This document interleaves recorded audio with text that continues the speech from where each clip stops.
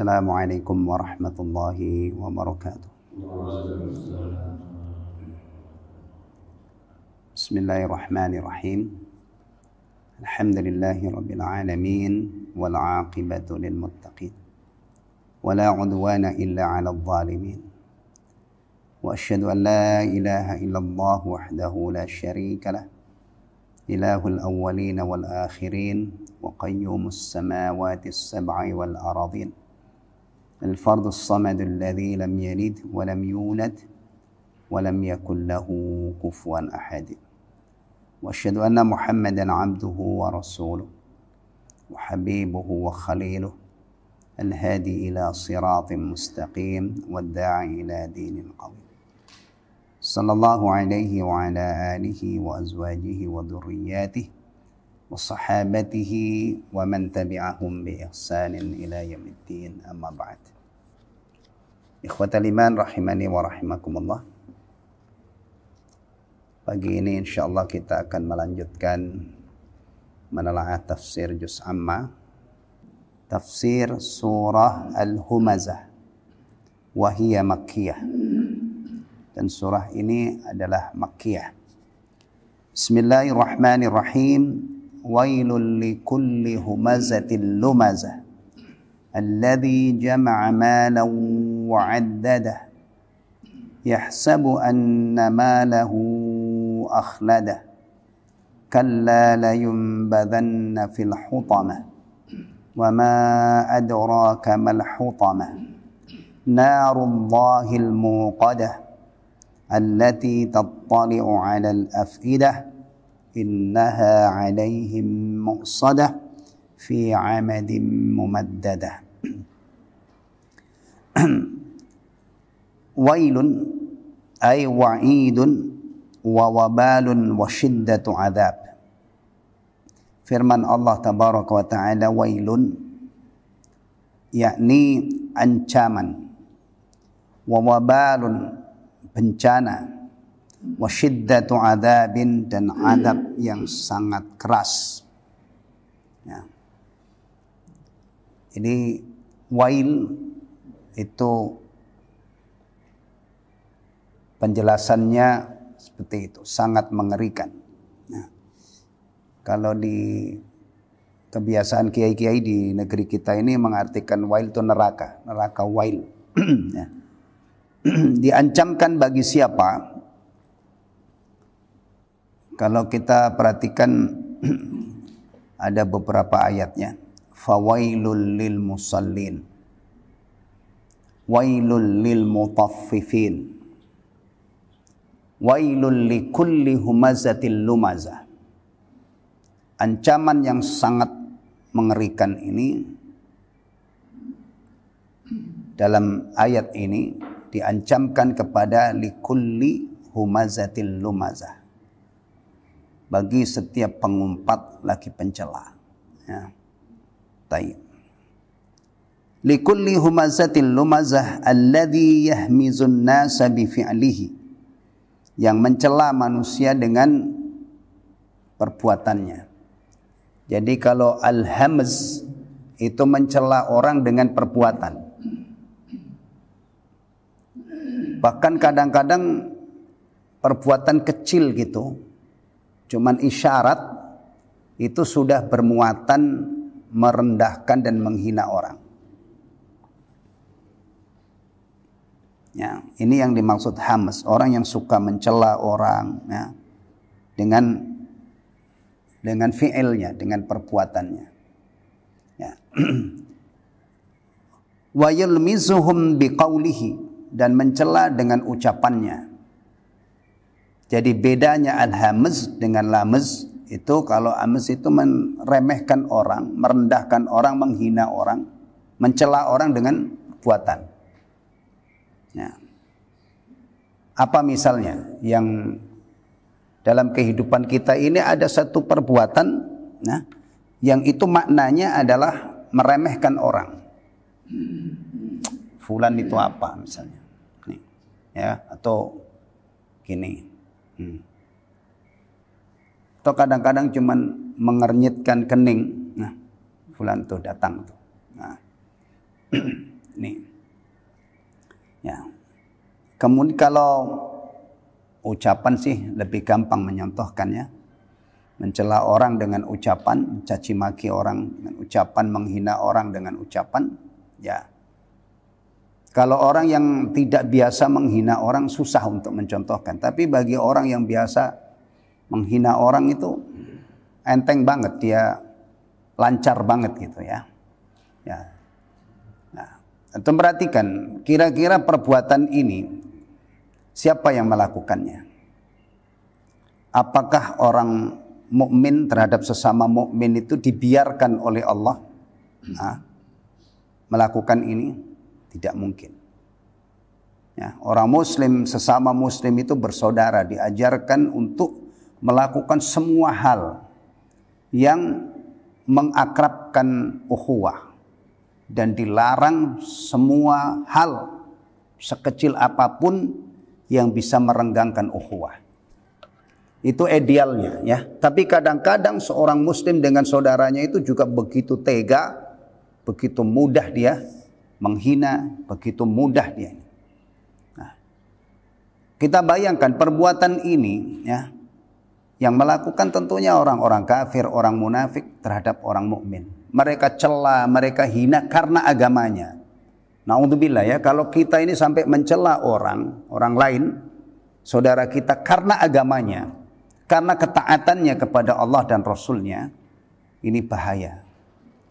Tapi kalau mungkin karena di luar itu mungkin terjadi, tapi kecil kemungkinannya. Ya. Jangan sampai kita ini mencela orang, menghina orang. Ya. Baik celaan dan hinaan itu dengan menggunakan perbuatan atau ucapan karena agamanya. Karena kalau sudah karena agamanya, ini urusannya menjadi serius, karena urusannya dengan agama Allah yang mulia, yang harus kita muliakan orang-orang yang mengamalkannya. Taib. Kadang-kadang orang mencela itu bukan karena syariatnya ya, tapi karena keadaannya. Beda nggak orang mencela jenggotnya si fulan itu kayak kambing, cuman beberapa helai rambut misalnya. Dengan mencela syariat apa itu jenggot-jenggot segala, kayak sampah misalnya. Menyerang syar'iyah, disyariatkannya lihyah, ikhfa'ul lihyah misalnya, dengan mencela jenggot seseorang. Itu beda apa enggak? Beda. Kalau mencela seseorang karena keadaannya, itu berarti tidak menyerang syariatnya. Tapi kalau menyerang syariatnya itu sudah lebih parah lagi, ya, lebih parah lagi. Baik, mari kita perbaiki lisan kita ini. Jangan sampai kita perbaiki diri kita, jangan melakukan hal ini, ya. فالهماز الذي يعيب الناس ويطعن عليهم بالإشارة والفعل. Al-Hammaz. Nah, ini beliau Syekh Abdul Rahman As-Sa'di membedakan antara Al-Hammaz dan Al-Lammaz. Ya, bedanya dengan kalau dilihat secara kalimat itu Al-Hammaz pakai ha. Al-Hammaz. Ya. Yang mencela manusia dan mencederai kehormatannya dengan isyarat atau perbuatan. Wal-lammaz alladhi yu'ibuhum biqaulihi. Orang yang gemar mencela manusia dengan ucapan-ucapannya. Ya. Sekali lagi ini kalau kita pelajari lebih lanjut, dua hal ini kita dididik jangan sampai kita suka melakukannya. Karena kalau kita suka melakukannya berarti masuk dalam ancaman yang sangat mengerikan. Dan seharusnya orang-orang beriman itu ketika ada suatu perbuatan yang dinyatakan oleh Allah, diancam oleh Allah dengan ancaman yang mengerikan, itu kita harus benahi diri kita jangan sampai kena ancaman tersebut. Fawailun lil musallin. Kecelakaan besar bagi orang-orang yang salat. Alladzina hum an salatihim sahun. Kita perbaiki salat kita. Jangan sampai kita masuk dalam ancaman ini. Salatnya lalai ya. Salat tapi enggak serius, enggak fokus. Ya, kadang-kadang waktunya diulur-ulur sampai menjelangin atau pelaksanaannya yang buruk ya. Wailul lil mutaffifin. Kecelakaan besar bagi orang yang curang. Nah ini, pedagang-pedagang yang bergelut dengan komoditi yang ditakar, yang ditimbang, ya hati-hati. Jangan sampai hanya karena hasrat untuk mendapatkan untung, nekat menerobos larangan ini sampai akhirnya masuk pada ancaman Allah, fawailul lil musallin. Dah terlihat ya, orang yang gemar melakukan ini. Itu kalau hidup di masyarakat, apalagi kumpul di tempat yang padat manusia begini nih, gimana itu? Orang yang suka mencela. Nah, ya dia akan apa ya? Ya banyak sekali dosa yang dikumpulkan dari jalur ini. Kecuali kalau dia tinggal di Kalimantan, belantara Kalimantan gitu ya. Paling-paling yang dicela apa? Orang hutan.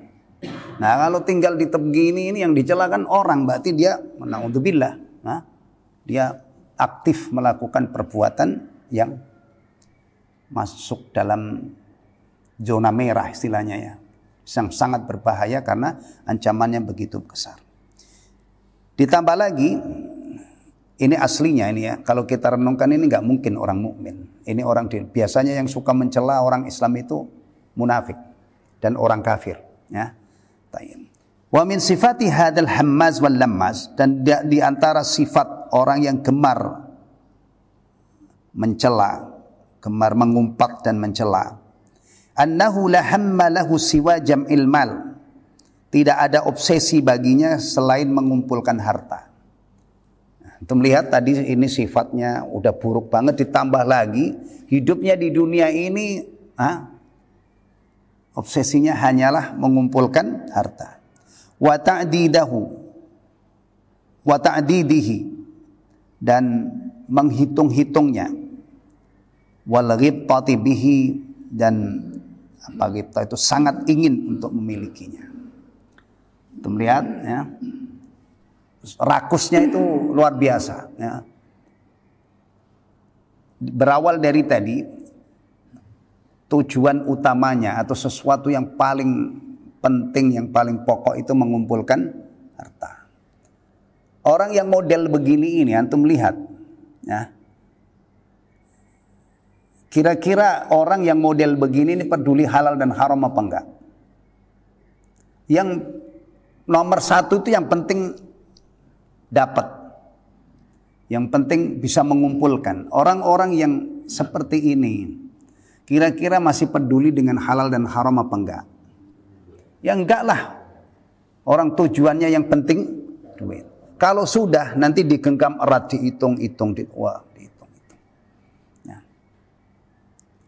Kalau menghitung-hitung duit ya, untuk dialokasikan di tempat-tempat yang memang seharusnya dibelanjakan di situ. Ini orang cerdas namanya. Ya, hitung-hitung ini biaya bayar listrik berapa, bayar PAM berapa, bayar gas berapa, bayar sekolah berapa, ya. Wah. Sehingga semuanya beres. Ini orang cerdas. Tapi ngitung-hitungnya di sini bukan itu maksudnya. Setelah terkumpul dia terus hitung, terus dipantau. Dia ingin lebih banyak lagi, ingin lebih banyak lagi, ya. Berarti nanti timbul efek samping apa? Orang ini sudah rakus, kemudian pelit. Dihitung-hitung. Ya. Taib. Atau kadang-kadang sekarang ini yang ngitung orang lain ya. Majalah Forbes, majalah apalagi itu yang sudah ngerilis apa namanya? Daftar orang kaya. Orang kaya nomor 1 sekian triliun. Ya. Sekarang itu orang-orang besar yang sering diberitakan termasuk jumlah kekayaannya. Ya. Menteri Pendidikan itu Pak Makarim itu kekayaannya saya baca kemarin itu 3, sekian triliun. Triliunan beliau itu ya, kaya berarti. Ada itu sekarang menjadi pasaran banget ketika menyebut orang itu Masya Allah koleksi apa yang ada di garasinya itu sampai ada orang yang ini. Jadi orang kaya sekarang itu apalagi pejabat-pejabat yang kaya itu ya di artinya sedang dalam keadaan tidak baik-baik saja. Dipantau, dikorek-korek ini ya, Masya Allah ya. Ya. Taib. Walaysa lahu raghbatun fi infaqihi fi turuqil khairat. Tidak ada minat untuk membelanjakan hartanya di jalan-jalan kebaikan. Ya iyalah, orangnya seperti itu, mentalnya bagaimana dia bisa membelanjakan di jalan kebaikan. Ya. Alladzi jama'a mala. Nah, nih. Dia kumpulkan sebanyak-banyak, wa'addadah, dan dia ngitung-ngitung. Orang yang seperti ini berarti infak di jalan kebaikan itu mengancam hartanya akan berkurang. Ya, akan berkurang lah. Ya. Kurang. Makanya orang-orang yang mentalnya tentang harta itu masih begini ini, dia nanti akan binasa dan celaka karena hartanya. Apalagi kalau dia punya banyak. Pelanggarannya itu berawal dari ketika dia mengambil, itu sudah banyak melanggar. Bahkan seandainya orang itu mulus, ya, pemasukannya itu bersih, halalan thayyibah, tapi dia monggok di membayar zakat dalam kondisi dia sudah muzakki, tapi dia mogok tidak mengeluarkan zakat, itu saja ancamannya sudah mengerikan. Mani'uz zakah, orang yang tidak mau membayar zakat, itu dengan dia tidak mau membayar zakat, Masya Allah, itu sudah ancamannya tertuang dalam Al-Quran, tertuang dalam hadis-hadis Nabi. Ya. Maka Imam Adz-Dzahabi rahimahullah itu memampang doa mani'uz zakah itu di awal-awal setelah sholat, ya, meninggalkan sholat, puasa tanpa udzur, ya, kemudian meninggalkan puasa tanpa udzur dan tidak mau membayar zakat. Itu bersih loh, ya, masuknya ini bersih, tapi dia tidak bayarkan zakatnya. Apalagi orang model begini ini, ya, itu dari setatnya dia sudah kotor, ya, karena obsesinya adalah mengumpulkan harta. Kalau orang yang hati-hati, urusan harta dikawal dengan imannya, dia tidak mengambil kecuali yang aman untuk dunia dan akhiratnya. Nanti kalau sudah orang ini hati-hati mengindahkan halal dan haram, insya Allah potensinya sangat besar. Ketika dia sudah kumpul hartanya, ya, dia akan gunakan untuk mencari ridha Allah. Dan bagi orang-orang kaya itu nomor satu adalah zakat. Kalau dia sudah wajib zakat, nah, baru nanti dia berlengkapi dengan sedekah tatawwu. Dan biasanya orang itu kalau sudah imannya kuat, nah, itu tidak puas dengan yang wajib. Sebagaimana sholat, orang-orang yang agamanya bagus itu biasanya tidak puas hanya dengan 17 rakaat. Dia akan tambahi sholat-sholat yang lain. Demikian juga masalah harta. Ada orang tuh dermawannya nggak habis-habis. Ya, dia mengeluarkan zakat siap banget, sedekah tatawwu siap banget, infak untuk kebaikan siap banget. Dan dia punya prinsip, dengan melakukan itu semua tidak akan mengurangi hartanya. Tapi kalau yang disebutkan ini, ya, ini memang orang parah, ini parah. Dan ini sifat seperti ini aslinya itu tidak mungkin menjadi sifatnya orang beriman. Tidak mungkin sifat orang beriman. Tapi kadang-kadang hari ini pun bisa jadi banyak orang-orang yang mengaku beriman atau beragama Islam tapi terjangkiti penyakit ini dalam urusan hartanya. Taib. Wasilatil arham wa nahwi dzalik, dan silaturahim wa nahwi dzalik, dan yang selain itu. Kenapa disebut silaturahim di sini? Dia tidak mau menginfakkan di jalan Allah dan juga tidak mau silaturahim. Silaturahim itu mengeluarkan harta. Ya, iya. Apalagi kalau silaturahimnya misalnya momen-momen istimewa.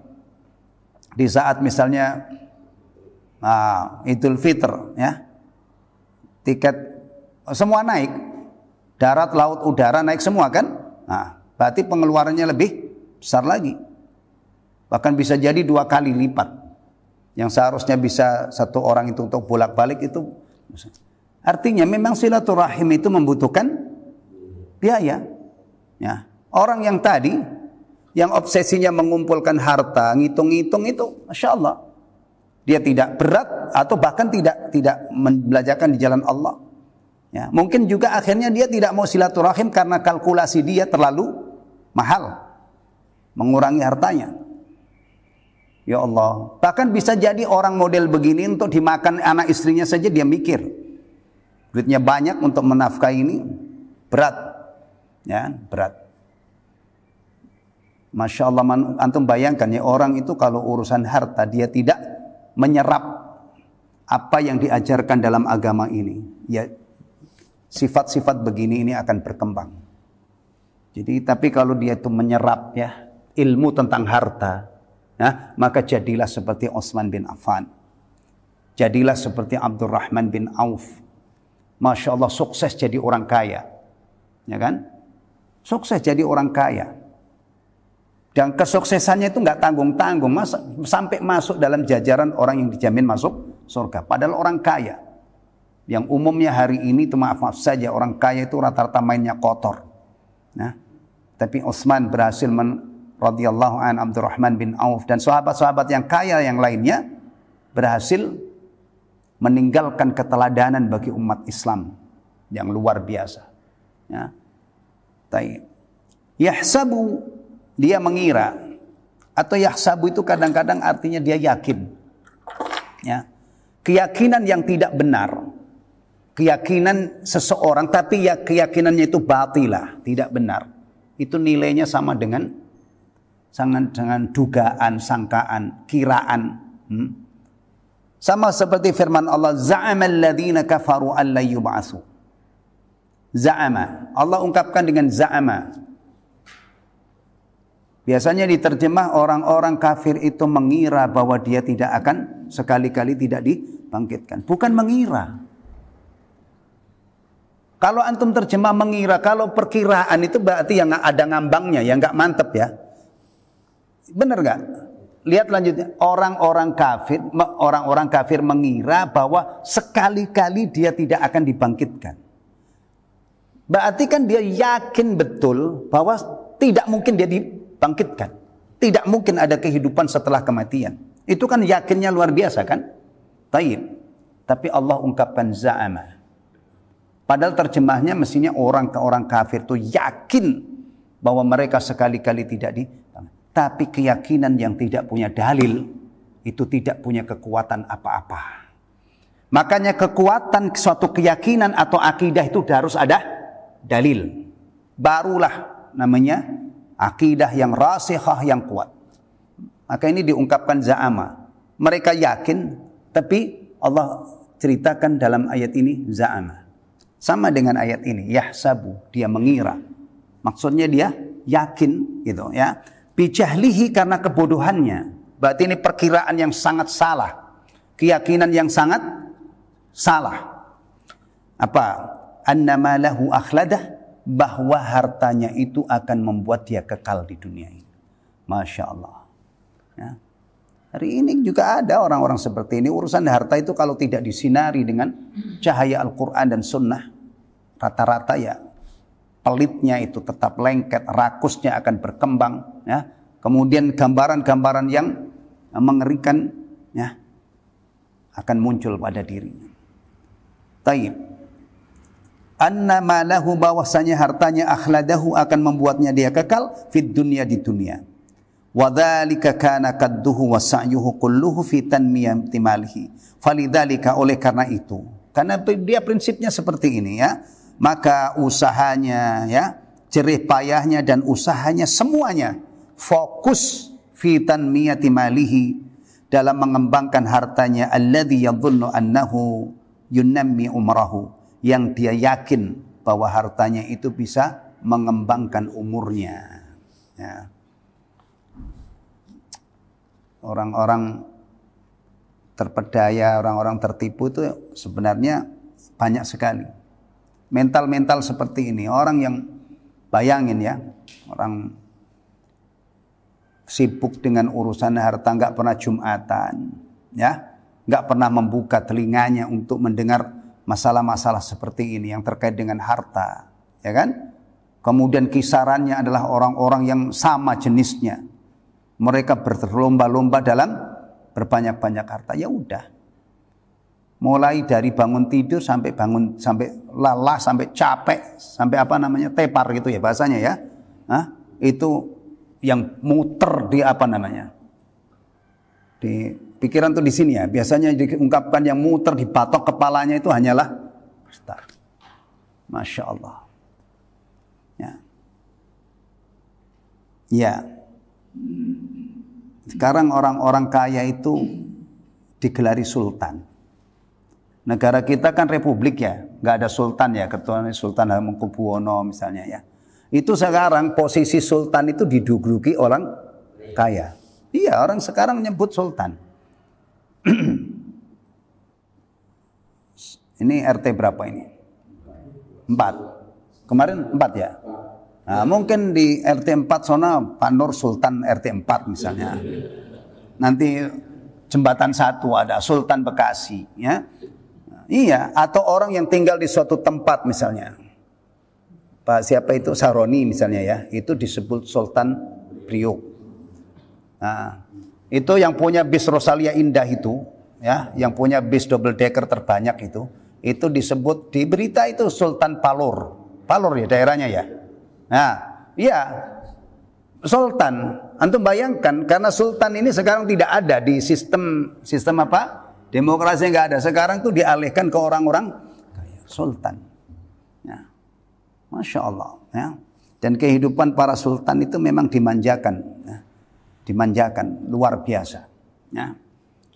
Dunia itu sekarang orang-orang yang jualan barang-barang mewah itu memang memanjakan para sultan luar biasa. Ya. Jadi mereka orang-orang yang hartanya banyak ini, masya Allah. Nah, kalau dengar-dengar mobilnya yang untuk orang ini, mobil ya, jam tangan untuk orang-orang kaya berapa? Gimana itu, masya Allah ya. Antum bayangin lah ya, orang kaya sekarang itu luar biasa, ya, luar biasa kedudukannya, dimanjakan oleh dunia, didudukkan oleh di dunia ini luar biasa. Tapi ikhwatal iman, ini bukan dunia orang mukmin ya. Kalau dunia orang mukmin masuk ke sini ya dia nggak sempat sholat, nggak sempat jumatan, nggak ingat halal dan haram. Maka jangan masuk ke ranah ini. Kalau antum melihat ada orang berlomba-lomba dalam dunia, antum jangan ikut di situ, pasti keok. Atau kalau kamu nekat, kita akan kehilangan agama. Karena orang Islam itu harus ibadah, ya, harus puasa, harus zakat, harus sholat 5 waktu, jumatan. Nah kalau orang-orang model begini ini, maka harta itu ya udahlah nggak usah sampai segitunya, ya. Pasti kita juga akan dapat jatah. Kita sudah nyantai aja, nyantai dalam arti kita punya ilmu-ilmu yang unik dalam hal ini. Anda bertakwa diberi rizki oleh Allah dari arah yang tidak terduga-duga. Anda banyak istighfar, lancar rizkinya. Jadi justru ketaatan ini ya yang diwajibkan oleh Allah kepada kita.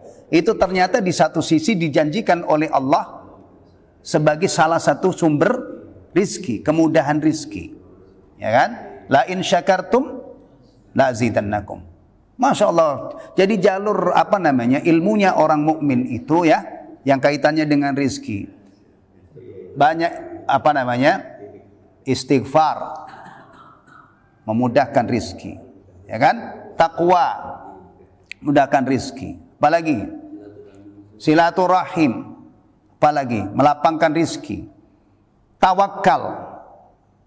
Kalau kalian benar-benar bertawakal kepada Allah dengan sebenar-benar tawakal, Allah akan beri rizki seperti seekor burung. Dia keluar dari sarangnya pagi hari, tomboloknya kosong, sore udah balik lagi ke sarang penuh. Masya Allah. Jadi kalau ada orang Islam mentalnya dalam urusan harta seperti ini, wah, ini berarti masih gelap. Dalam sektor ini kesian amat dia gelap. Ya. Orang Islam justru punya kunci-kunci kemudahan, kunci-kunci rizki itu include dalam ibadahnya kepada Allah. Ya. Dia bertakwa, dijanjikan oleh Allah, diberi jalan keluar dari segala macam problematikanya, dan Allah beri rizki dari arah yang tidak terduga-duga, dan kunci-kunci yang lain. Walam yadri annal bukhla, dan dia tidak sadar bahwa kebakhilan Yaksiful a'mar, memendekkan umur, wa yukhribud diyar, dan menghancurkan rumah. Ini tadi kan sudah terbayang ya, orang kalau modelnya begini kan akan pelit kan. Dia genggam erat hartanya, dia hitung-hitung. Dia sangka dengan pelit itu baik, hartanya akan berkembang, berutuh. Padahal ya, yang benar itu, pelit itu mengundang malapetaka. Dia tidak sadar dengan seperti itu malah umurnya bisa pendek, atau bisa kebakhilannya itu akan mendatangkan kebinasaan dan kehancuran. Ya. Tapi memang mengubah cara pandang orang ya sesuai dengan ajaran agama itu tidak mudah. Karena secara kasat mata ya, orang itu kalau urusan harta itu masih mengandalkan kasat mata, mengandalkan ini, ya memang pelit. Karena bagi dia itu ketika dia menginfakkan di jalan Allah itu pasti berkurang. Orang punya 1 miliar dikeluarkan zakatnya setahun sekali. Makanya ini kalau pandangannya tentang harta masih seperti ini, masih menggunakan pandangan-pandangan yang dijangkau oleh panca indera, pelit. Bahkan digunakan alat hitung secanggih apapun, pasti hasilnya itu akan berkurang. Nggak mungkin enggak. Nah, ini pendekatannya adalah iman. Bagaimana orang Islam itu punya prinsip infak itu di jalan Allah tidak membuat dia miskin. Itu gimana caranya? Itu bukan mengandalkan perhitungan-perhitungan, kalkulasi-kalkulasi biasa. Kalkulasinya harus iman. Allah yang memberi rizki, Allah yang menjanjikan kalau hambanya bersyukur dia akan tambahi. Allah yang memberi rizki, menjanjikan apa yang diinfakkan oleh hambanya akan diganti.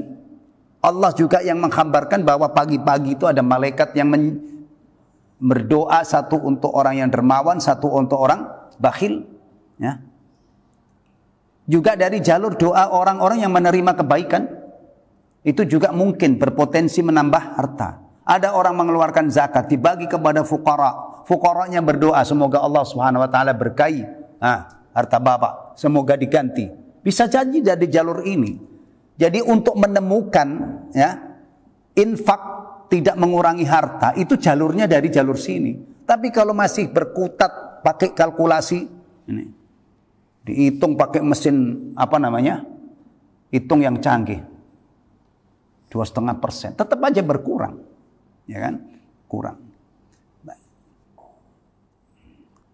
Memalingkan orang dari kalkulasi-kalkulasi secara kasat mata untuk percaya dengan apa yang dijanjikan oleh Allah ini nggak mudah. Ya, nggak mudah. Sebagaimana orang memalingkan orang yang mabuk dunia supaya dia ingat nanti kamu itu ada hitung-hitungannya di akhirat. Tahan dulu hawa nafsumu supaya kamu nanti bahagia di akhirat. Itu kalau ini susah. Karena dunia ini kenikmatannya itu bisa dikecap dengan panca indera, dinikmati. Sementara akhirat itu baru katanya. Akhirat itu kan katanya semua. Maka orang-orang brengsek itu, orang-orang kafir kalau menghina orang mukmin, kesian amat itu orang mukmin. Mau bahagia dia harus sengsara sekarang. Kita dong sekarang sudah bahagia. Tapi tunggu waktunya. Satu saat berbalik keadaan itu. Orang-orang mukmin jaya di akhirat dan orang-orang kafir nangis air mata darah. Mereka melolong-lolong ketika sudah sampai di neraka, mereka minta kepada Allah agar dikeluarkan, dibalikkan lagi ke dunia supaya mereka bisa beramal soleh, tidak seperti dulu. Dan kita juga orang mukmin sudah punya ilmu tentang masalah ini. Ini mustahil. Doanya orang-orang kafir yang sudah sampai di neraka minta dikembalikan di dunia, itu menurut keyakinan kita tidak mungkin diijabah oleh Allah Subhanahu wa taala. Tidak mungkin. Ya. Taib. Kalla la yunbadanna. Sekali-kali tidak. Artinya prinsip tadi sangat tidak benar. Ya. Dia menyangka hartanya itu bisa membuat kekal di dunia. Sangat tidak benar. La yumbadanna, dia akan benar-benar dilemparkan. Ay la yutrahanna, akan benar-benar dilemparkan. Dilemparkan ya? Iya. Apa kita membayangkan orang masuk neraka itu dia lenggang sendiri, nggak mau dipegangin. Udah, saya mau jalan sendiri. Hah? Nggak mungkin lah. Di dunia ini saja, di dunia ini ya, penjara itu tidak sampai neraka, penjara. Ada fulan lakukan kejahatan, divonis di sini. Misalnya mahkamahnya di sini. Nah, di tempat ini. Divonis 15 tahun. Nah, setelah itu kan harus mendekam di penjara kan? Misalnya panggilin Gojek, nih bawa ke sana. Kira-kira gimana? Mau nggak orang ini dengan sukarela ke tempat penjara itu? Sementara yang di dalam aja kadang-kadang dengan berbagai macam upaya kabur. Dan salah satu kejadian kabur dari penjara yang pernah menghebohkan itu beberapa tahun yang lalu. Yang di Tangerang itu dia gangsir bikin lubang berapa puluh meter itu. Kok bisa nggak ketahuan itu gimana? Itu juga luar biasa. Benar kan? Maka kalau kita menelusuri ayat-ayat tentang Al-Quran ya begini ini. La yumbadanna la nasfa'an bin nasiyah nasiyatin kadibatin khati'ah. Dicambak ubun-ubunnya, kemudian dipegang, dilempar. Karena tidak mungkin ada orang masuk neraka itu lenggang. Enggak usah di ini, enggak usah. Saya mau jalan sendiri. Enggak mungkin lah. Na'udzubillah min dzalik. La yunbadanna. Benar-benar dilemparkan. Yang melemparkan siapa? Urusan-urusan di sana itu begini nih, malaikat yang ngurusin. Kalau di sini mah orang. Orang itu kadang-kadang ya baru disuap berapa kira-kira. Nggak tahu saya pasarannya itu nyuap begitu. Tapi ya, bisa saja akhirnya orang yang mendapatkan perlakuan ini bisa dapat perlakuan baik kalau dia beli itu. Ya. Fil hutamah, ke dalam hutamah. Wa ma adraka mal hutamah. Dan tahukah kamu wahai Muhammad betapa dahsyatnya hutamah itu? Ta'dhimun laha wa tahwilun li sya'niha. Untuk mengagungkan hutamah dan untuk menumbuhkan rasa takut terhadap hutamah ini. Summa fassaraha biqaulihi, kemudian ditafsirkan dengan firman-Nya. Maksudnya Allah yang menjelaskan ya, hutamah itu apa? Narullahil muqadah. Neraka Allah yang dinyalakan. Allati waquduhan nas wal hijarah. Yang bahan bakarnya itu adalah manusia dan batu. Allati min syiddatiha, yang kedahsyatannya tattali'u 'alal afidah, membakar sampai ke hati. Aitan fudu minal ajsad ilal qulub, tembus dari jasad sampai ke hati. Ini adab fisiknya ya, adab fisiknya. Penghuni neraka itu mengalami adab fisik ya, seperti ini. Jadi panasnya api neraka itu bukan hanya membakar bagian luar saja, tapi sampai tembus ke hati. Ditambah lagi penderitaan secara psikis ya. Mereka menyesal kenapa dulu hidupnya tidak digunakan untuk taat kepada Allah. Nah, ini lebih sakit lagi. Kadang-kadang ada orang itu fisiknya tidak luka, tidak lecet, tidak kena luka bakar. Tapi hatinya ini menderita luar biasa karena menyesali sebuah perbuatan konyol ya yang dia lakukan. Ya. Apa biasanya laki-laki yang akan menderita menyesal itu? Laki-laki yang gampang menceraikan istrinya, yang suka main-main dengan cerai. Itu kadang-kadang satu saat dia kena batunya. Ya, dia pengen balik sama istrinya karena sudah trauma, istrinya nggak mau balik.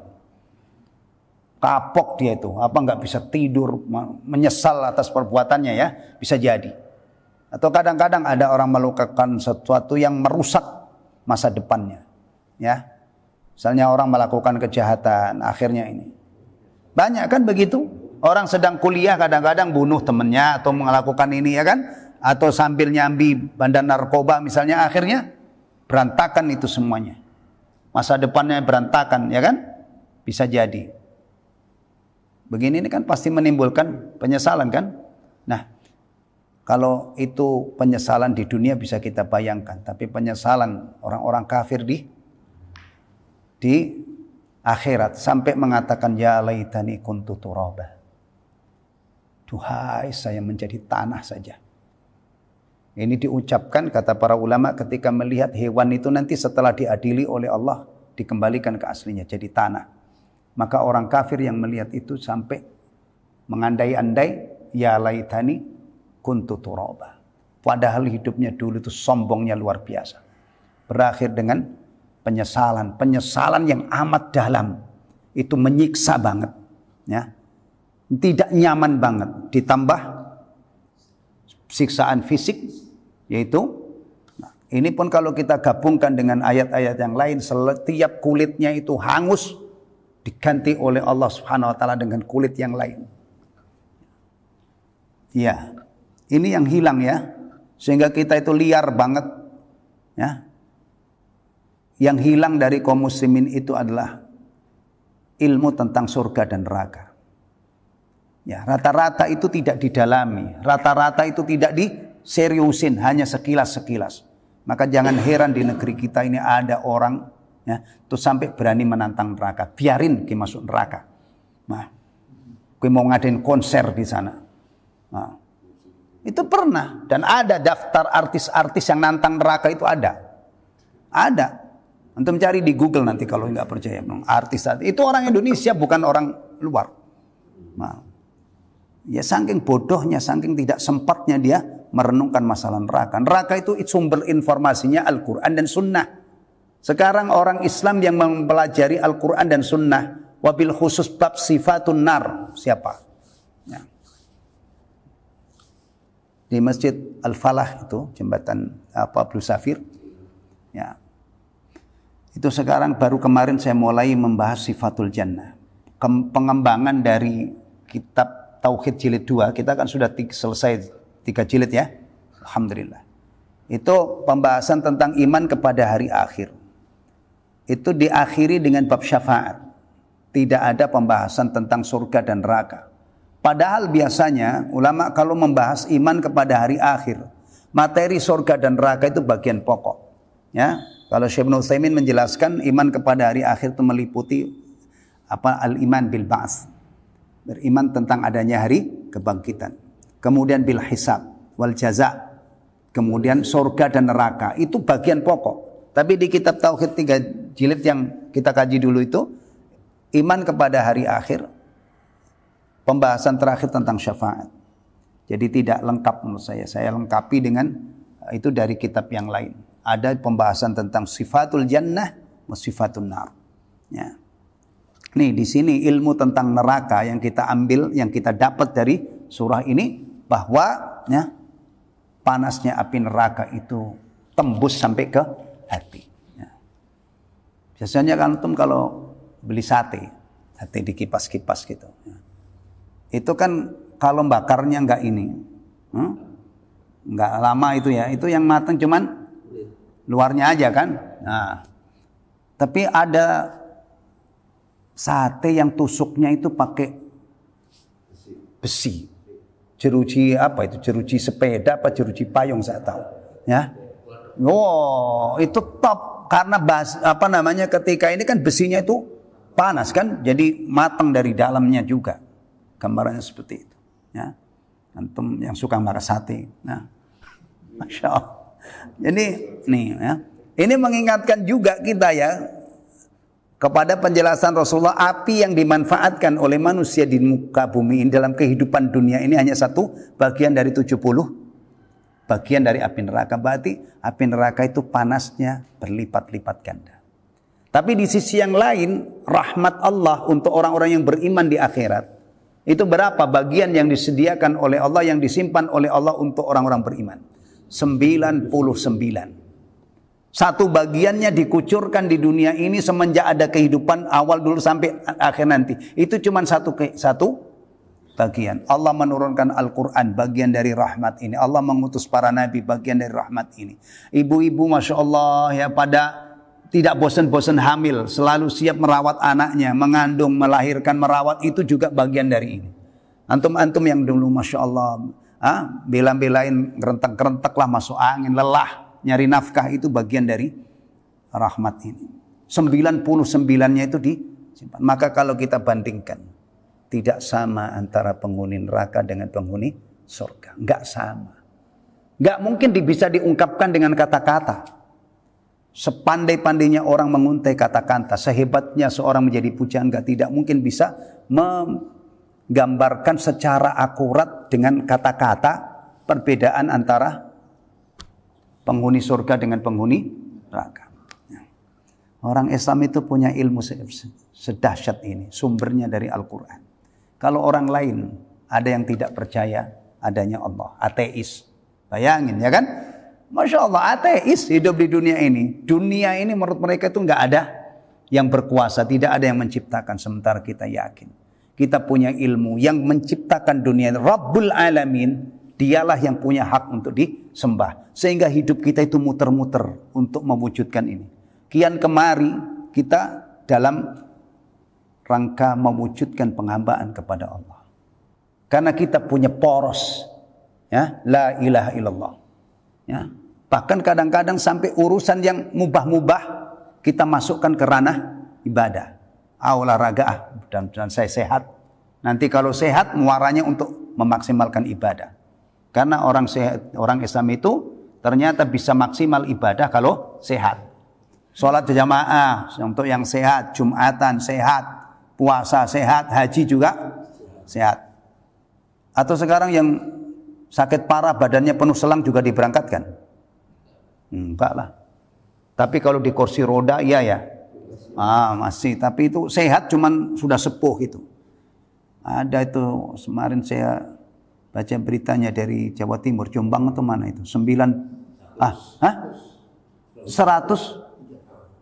Sudah 100 lebih ya. Ada yang Masya Allah. Tapi masih ini. Masih bisa. Taib. Wa ma'ahadil hararah al-balighah, di samping panas yang luar biasa ini, panas yang amat sangat, hum mahbusuna fiha, mereka tertahan di dalamnya. Panas, enggak bisa kabur gitu, enggak bisa lolos, ya. Qad aisu minal khuruji minha, mereka sudah putus asa keluar darinya. Walihada qala, oleh karena itu Allah berfirman, innaha alaihim muqsadah, sesungguhnya neraka itu tertutup rapat atas mereka. Ay mughalaqah, tertutup. Fi amadin, dan mereka ini yang di dalam diikat fi amadin, di tiang-tiang, min khalfil abwab, dari balik pintu, mumaddadatin, dalam tiang-tiang yang panjang, li alla yakhruju minha. Wallahu ta'ala alam. Ini kalau di hakikatnya ya naudzubillah min dzalik aja ya. Tapi yang jelas Allah mengkhabarkan ini. Ini ada kalau saya telaah itu banyak, ada beberapa ahli tafsir itu beda-beda. Ada yang mengatakan bahwa fi amadin mumaddadah. Nah, itu orangnya. Penghuni nerakanya diikat dalam tiang-tiang yang panjang. Tapi ada juga yang ini bukan orangnya, tapi pintu yang tertutup rapat itu dikunci dengan tiang-tiang yang panjang, sehingga orangnya ini tidak akan bisa keluar, ya, tidak bisa keluar. Ini ingat rumah saya di kampung ini. Rumah saya di kampung itu pintunya kayu. Itu kalau cuma dikasih grendel itu nggak mantep. Itu biasanya di tengah itu ya dipasang ini lagi ada kuncinya memanjang sebanyak. Benar Pak Nur ya? Nah, saya lebih cenderung ke ini, artinya pintunya ini sudah ditutup sehingga pintu ini tidak mungkin bisa dibuka karena diikat dengan tiang-tiang yang panjang. Wallahu taala alam. Insyaallah tidak mengapa ini, ya. Karena ini hanya memang memungkinkan untuk difahami seperti itu. Jadi intinya penghuni neraka ini tidak mungkin bisa keluar. Nerakanya ditutup, kemudian pintunya juga dikunci dengan ini. Mereka tidak mungkin keluar. Dan ini juga dikabarkan oleh Allah Subhanahu wa taala dalam ayat yang lain, surah apa namanya? Sajdah ya. Kullama aradu ay yakhruju minha u'idu fiha. Setiap mereka berusaha untuk keluar darinya, gagal usahanya, maka dia dibenamkan lagi ke dalamnya. A'adanallahu jami'an minan nar. Ya. Dan lihat penutup dari penjelasan ini ya. Ditutup dengan doa. Kan ini tentang neraka ya. Nah, nih. Orang kalau menceritakan tentang neraka dan dia serius ingin selamat dari neraka, pasti ujung-ujungnya doa. Itu kebiasaan para ulama. Ulama-ulama Islam itu bukan hanya banyak ilmunya, tetapi mereka ini memang orang-orang yang menghayati ilmunya. Nah, ini kadang-kadang ada orang cerita neraka itu canda-canda. Iya, canda-canda. Neraka saja dijadikan canda. Nah, sorga dijadikan canda. Urusan barzah dijadikan canda. Ada orang yang ngajarin kepada jamaahnya, udah tenang, nanti kalau kamu ditanyai oleh malaikat, kamu bilang kamu ini santrinya Kiai Fulan, kamu mengikut Kiai Fulan. Ini kan canda yang gak lucu. Mestinya ya urusan barzah, urusan surga, urusan neraka itu mestinya ada orang-orang hebat yang bisa menyampaikan ilmu ini sampai membuat orang itu nangis-nangis, pingsan-pingsan kalau bisa. Ini malah umat Islam sekalinya ngaji itu sampai urusan neraka juga masih dijadikan canda. Urusan surga juga dijadikan canda. Kapan nangisnya orang Islam itu? Mestinya ada saat kita itu menangis ketika urusan-urusan begini. Tapi orang-orang konyol itu kadang-kadang hal begini ini nih. Di surga neraka nggak apa-apalah kita kumpul dengan orang-orang cantik katanya. Sempet-sempetnya bicara neraka masih ada orang cantik. Cantik dari mana? Allah sebutkan wajah penghuni neraka itu hitam. Sudah begitu? Begitu? Ditambah lagi alaiha ghabarah. Berlumuran tanah. Dirundung duka yang amat sangat. Masih ada orang cantik. Kadang-kadang orang ini yang saya sesalkan ya. Banyak urusan-urusan serius ini dibikin canda. Ya.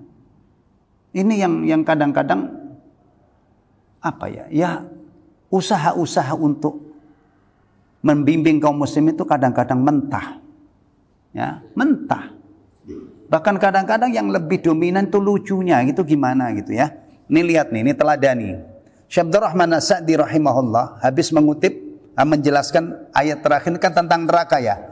Ditambahi dari surah As-Sajdah. Apa penutupnya? Na'udzubillahi min dzalik. Kita berlindung kepada Allah dari hal itu. Nah, ya. Wa nas'aluhul afwa wal afiyah. Dan kita memohon ampun dan afiyah. Afiyah ini meliputi afiyah jasad kita ya, agama kita, afiyah dunia dan akhirat. Ya.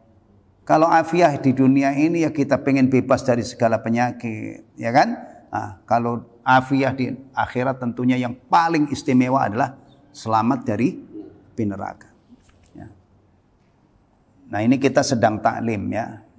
Nah, tapi persoalan neraka ini mestinya itu selalu menghantui kita, selalu lekat dalam pandangan kita.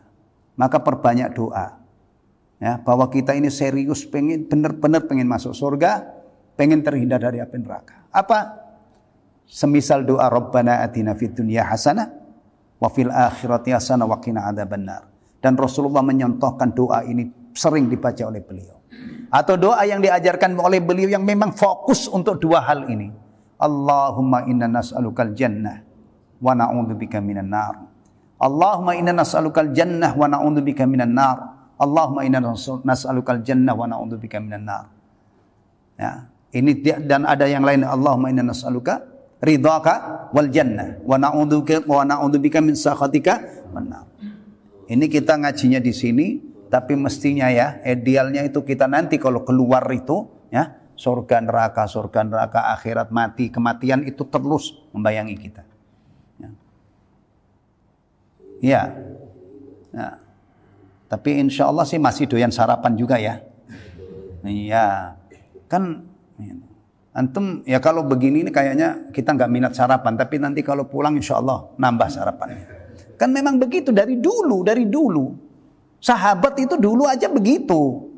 Halakohnya itu ngajinya dengan Rasul loh. Satu saat Handalah disapa oleh Abu Bakar. Gimana keadaanmu Handalah? Nafaqah Handalah. Handalah ini munafik. Handalah sendiri mengatakan nafaqah Handalah. Mau bisa begitu gimana? Habis kalau kita itu di majelis Rasulullah, surga neraka itu di pelupuk mata. Nanti kalau sudah pulang menjauh lagi. Urusan istri kadang-kadang bikin pusing, ya kan? Urusan anak, urusan ini itu. Nah, memang iman itu begitu. Sebagaimana antum HP antum itu kadang-kadang full baterainya ya. Antum pakai terus lowbat, ya, dicas lagi. Inilah iman kita. Makanya orang Islam itu harus punya aktivitas yang simultan, yang selalu mengingat, memupuk imannya. Yang paling efektif sebenarnya sih nggak usah ngaji begini ini. Kita ini kalau mampu memahami Al-Quran, antum baca Quran bitadabbur, selalu ingat akhirat. Saya yakin itu. Setiap lembar halaman yang antum baca itu pasti menghubungkan kita dengan akhirat. Bahkan surah Al-Fatihah sudah ada dari Maliki Yaumiddin. Tapi kan masalahnya kita ini, kelemahan kita malas dan memang tidak mampu. Antum peras juga nggak bakalan nyanggup. Maka kadang-kadang kita harus duduk ya, merujuk kepada tafsir Saifur Rahman As-Sa'di atau tafsir ulama yang lain, ya. Tafsir ulama yang lain yang lurus, dari situ kita bisa memahami Al-Qur'an melalui mereka, ya. Jadi intinya ini tadi kita teladani ya, kita banyak-banyak berlindung kepada Allah dari neraka dan banyak-banyak memohon. Dan di antara doa yang istimewa tadi, Allahumma inna nas'alukal jannah wa na'udzubika minan nar, baca 3 kali, kata Rasulullah, surga itu akan merengek-rengek kepada Allah. Minta orang yang berdoa ini supaya dimasukkan ke surga, dan neraka akan merengek-rengek kepada Allah. Minta orang yang berdoa dengan doa ini agar dijauhkan dari neraka. Alhamdulillah. Subhanakallahumma wa bihamdika asyhadu an la ilaha illa anta astaghfiruka wa atubu ilaik. Wassalamualaikum warahmatullahi wabarakatuh.